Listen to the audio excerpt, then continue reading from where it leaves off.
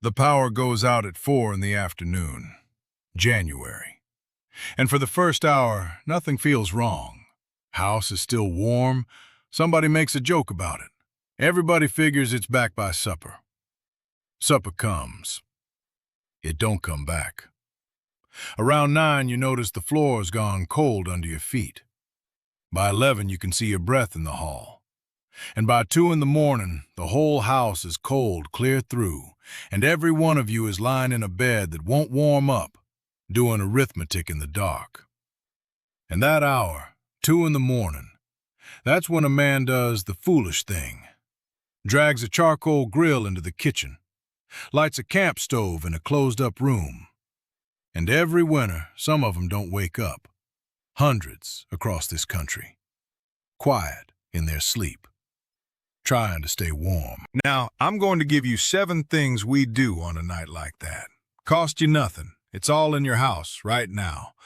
But there's one I'm saving for the end, 'cause it's the one that decides whether tonight is just cold or dangerous.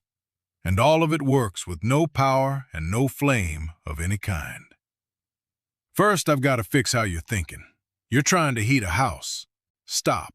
You can't, not with no power.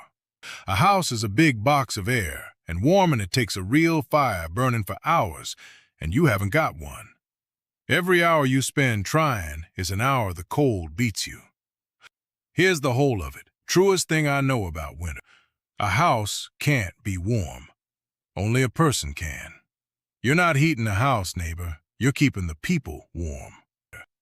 Same cold, same night, different question. And that one you can answer tonight. Out of your linen closet. I'm Elias Mercer. 5th generation on this ridge, North Woods. My people never left it. This house was never once tied to the power company, so a night with no power, to us, that's just a night.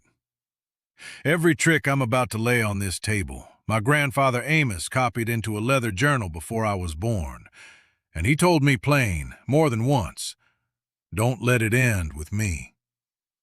Go in any hardware store when a cold snap's coming, and there's a display by the door. Propane heaters, kerosene, emergency this and that. Some of it's fine, used right, outdoors. But there's nothing on that shelf for putting your family in one room. Nothing for a stone in a blanket. It's no conspiracy. Nobody ever made a living telling you you already own everything you need.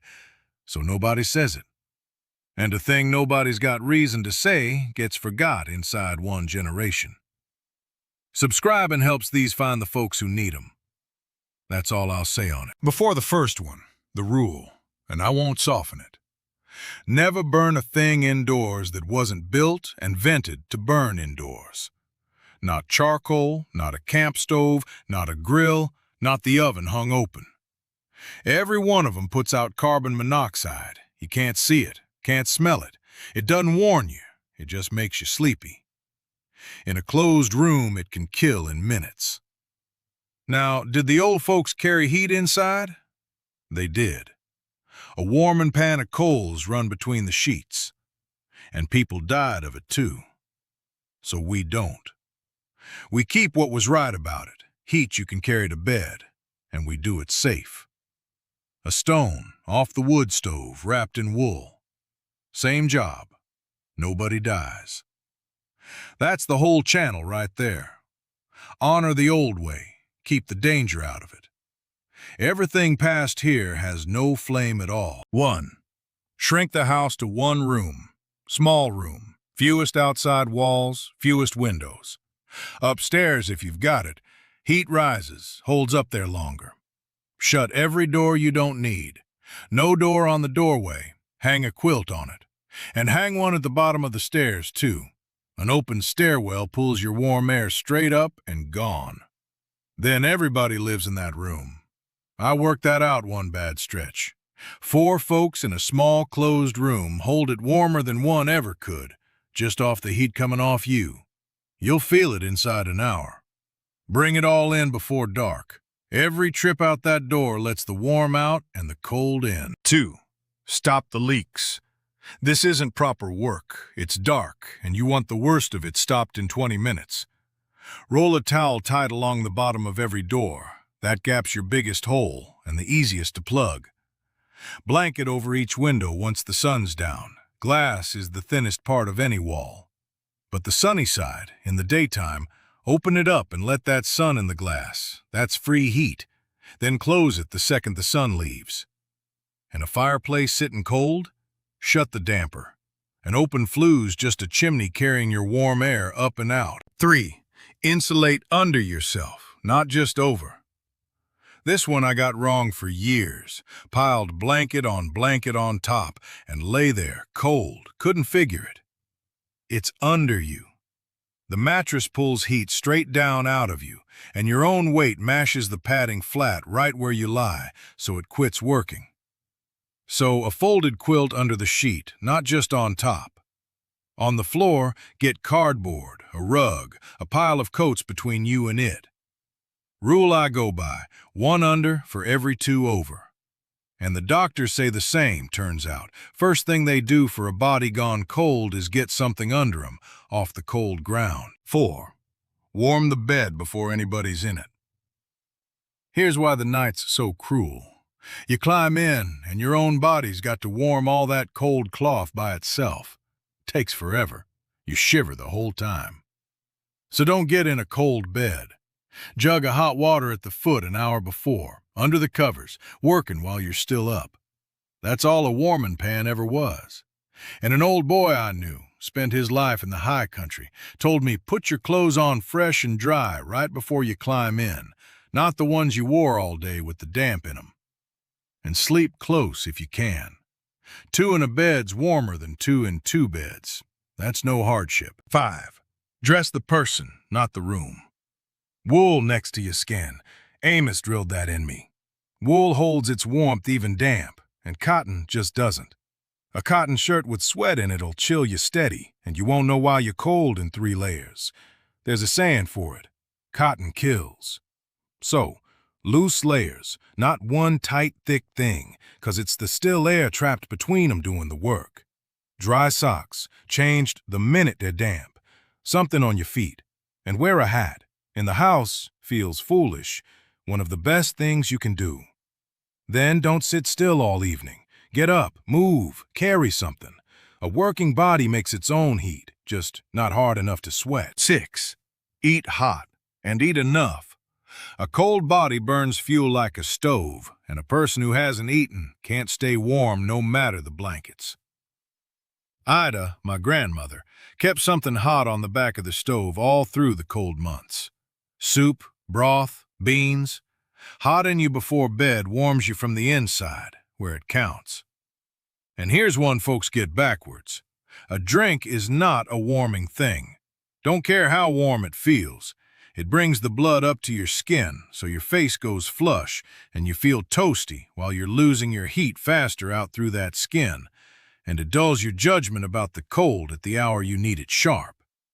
That warm feeling's a lie, neighbor. Save the drink for a warm night. Now somebody always asks, and it's fair. Everybody crammed in one closed room all night. What about the air? You're burning nothing. No flame, no fuel, just people breathing.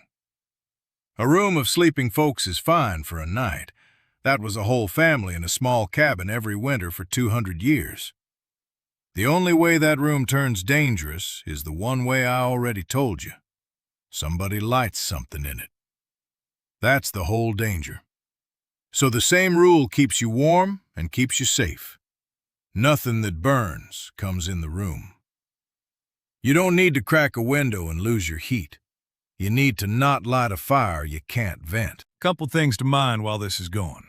Your pipes. Open the cupboard doors under the sinks so what warmth there is gets to them. And let a faucet run a thin trickle on the coldest run. Moving water's slower to freeze than still. And watch the people. The old, the young, anybody gone quiet alone in a corner. Cold doesn't announce itself. Somebody shivering hard or gone confused, fumbling their hands, slurring. That's real trouble. And this one you have to know. If the shivering stops while they're still cold, that's worse, not better.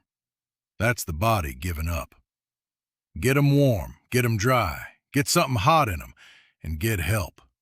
Don't wait it out and hope. Now, the one I saved, best one there is. Put your heat into something dense. Warm air won't stay, gone the second you open the door. But warm stone gives it back for hours. This was Ida's. Cold evenings she'd set flat stones, soapstone if she had it, against the edge of the cook stove early while there was still light. Come bedtime, she'd pull 'em out with the tongs, wrap each in a scrap of old blanket, and hand 'em round, one for every bed in the house. A jug of hot water, capped and wrapped, does near as well. Warm, not scalding, always wrapped, never bare against skin, never against a child, 'cause it burns slow, and they won't feel it till it's done. That stone is the closest thing you've got to a fire you can carry in your two hands. And here's the secret in it. You do it in the afternoon, while you've got light, while you're warm and thinking clear, not at 10 o'clock stumbling around cold with a lamp. Heat you store early is heat you've got all night. And that family I started with, 2 in the morning, reaching for the grill. They were trying to heat the house. They never had to. One room at 4, a stone warmed at 4, and they're in a warm bed by dark, never once reaching for the thing that could kill them. That's the difference. Not money, not a machine off a shelf, just knowing the house was never the thing to warm. So, one room. Stop the leaks. Something under you, one under for 2 over. Warm the bed, dry clothes on. Wool, layers, hat. Keep moving. Hot food, no drink. And a warm stone, done early, at every bed. Not a dollar in it. All of it in your house tonight. The folks who settled this country with their 2 hands knew a thing we've near forgot. They couldn't heat the house either. Half the year they didn't try. They kept the people warm and let the house be cold, and they came through every winter doing it. A house can't be warm, neighbor. Only a person can. Everything else is just how you do that. So do one thing tonight, while it's warm and easy. Walk your house. Pick the room. Find the extra blankets. Set a couple flat stones or a jug where you can lay hands on them in the dark. 20 minutes on an easy evening, worth a great deal on a hard one. And tell me below, what county are you in? How old's your house? How cold does it get where you are? And if your family's got a cold night trick I didn't name, put it down. Between all of you, there's things I've never heard. That's how these get passed on. Till then, don't let the old days go, friend.